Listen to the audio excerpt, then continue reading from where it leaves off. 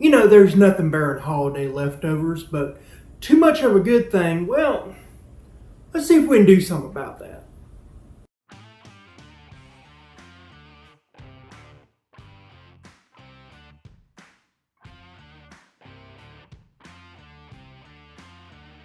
Welcome to the Four Seasons. I'm your host, Ken Johnson, and today we're going to be talking about holiday leftovers. And, you know, it's great for sandwiches, it's great to kind of snack on. That's probably the best part of the holiday meals. You know, got that leftover turkey, leftover ham. But after a while, you just get tired of the same flavors over and over and over. And so you want to have something that's a little bit different. So what can we do about it? Well, you know, our friends across the pond, Great Britain, they would say, oh, we could do a pudding or we could do a pie. And that works. But in America, we do casseroles because anything can be made into a casserole. And so I decided that I'm going to do a casserole using rice as the base. But I like to do my rice a little different. I like wild rice. So I'm going to show you that little trick. Now, I didn't add it in here because my wife doesn't like certain foods that I do. So like, I love carrots in this. I love English peas. So any type of frozen or canned vegetable mix, you know, that mixed vegetable, green beans, corn, carrots, English peas, that would be a great addition to this. I would highly recommend putting it in. And then another thing, and it's only because of the cost of pecans right now. Pecans have went through the roof, and I just refuse to pay the prices. I mean, good grief. A dozen eggs in the store was $8 the other day. We got to get a handle on this crisis going on in America. But I'm just refusing to pay the prices, so I didn't include pecans. But you could really add in any chopped nuts. This is something that my family has done for years.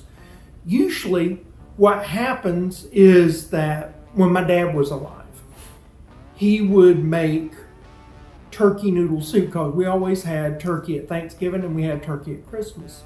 And then he would, after we got done with everything, then he would save some turkey back, and then he would make a turkey noodle soup. And I'm the only one in the family that I know of that knows that recipe. I may do it one future episode, but for right now, I'm going to go back even further in my childhood when Dad used to make this casserole. Now, he would do it throughout the year, and it'd be like towards the end of the hunting, you know, when it's about to be hunting season and all the deer is about gone, and you got these scraps of meat, or you got a little bit of hamburger meat that might be getting a little too old, been in the freezer just a little too long. And this was a way that he doctored it up. And you could definitely do that with any type of meat for that. But at the holiday season, I was thinking, you know, you got turkey, you got ham, you got all these different meats. I'm using chicken thighs because I had leftover chicken thighs. But you could use whatever you wanted. And it would just be a fantastic way to get something that's other than those holiday flavors. But you could use up some of that meat that you're just going to throw away anyway, that you're like, what am I going to do with this? Well, now you know what you can do with it. And have a really nice meal that's kind of a break. And it's not that hard. And it's very inexpensive because, good grief, you paid a fortune for the holiday meals. So yeah, I can understand. And buying presents and Christmas, like Christmas trees, they wanted $400 for a Christmas tree the other day at Lowe's. I was like, y'all can have it. So I understand. So this is something very, very budget friendly. I hope you enjoy, and I'll see you in a minute.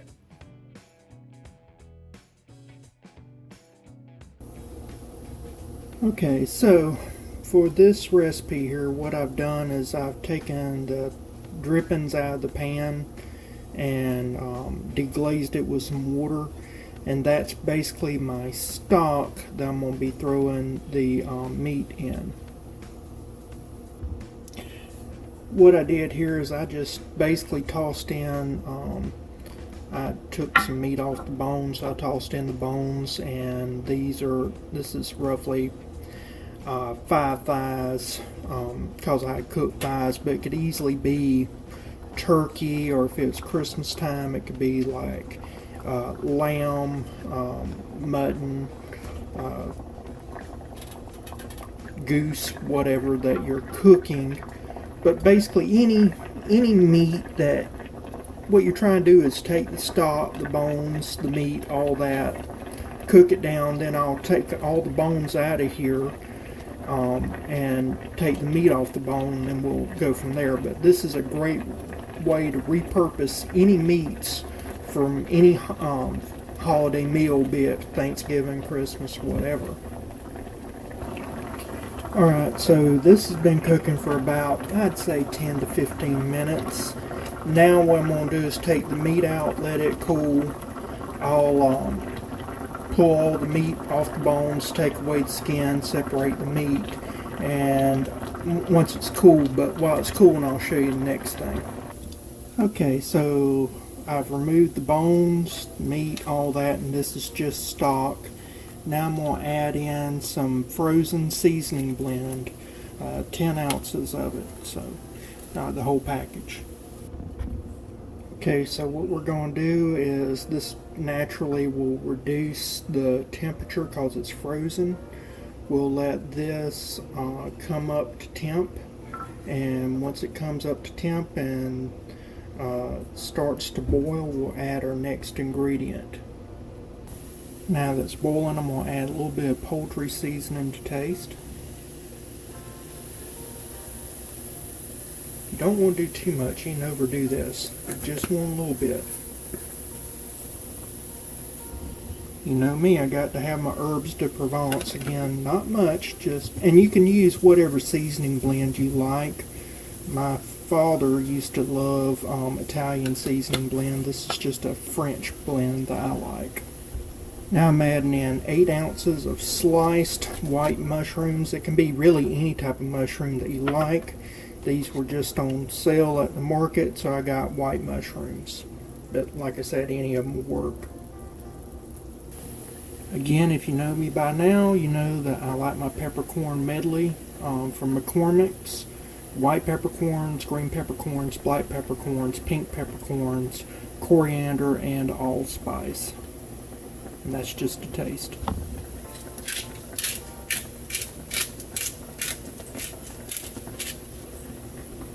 Now for a little bit of garlic powder to taste.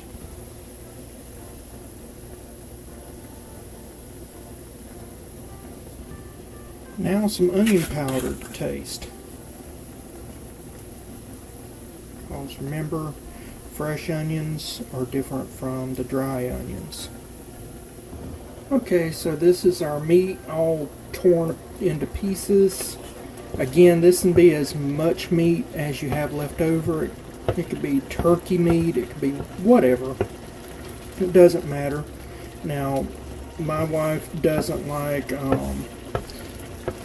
carrots and peas, English peas. Otherwise, I would throw some frozen vegetables with carrots and peas in here. That would be a wonderful addition, but we got this right here. Now I'm going to add in another addition to this. Okay, I'm adding in a Boston lager in here, and then I'll add the same amount. Basically, I'll fill the bottle with some water and fill that in to replace the liquid that's evaporated out.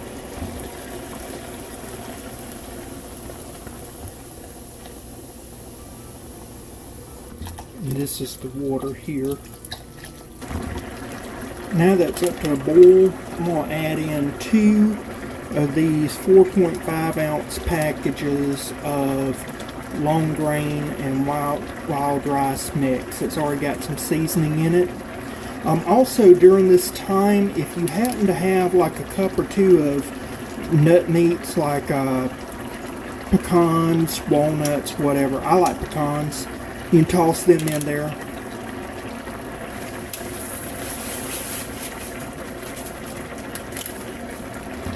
Be sure to rinse out your packages as well with water. That you're losing water very quickly in this boiling process, and also you want to get all those flavors that might be hiding away in that package. And then we'll stir this in. And like I said before, if you had some nut meats, this is when you'd want to stir that in as well. Now I'm going to add in some Worcestershire sauce to taste.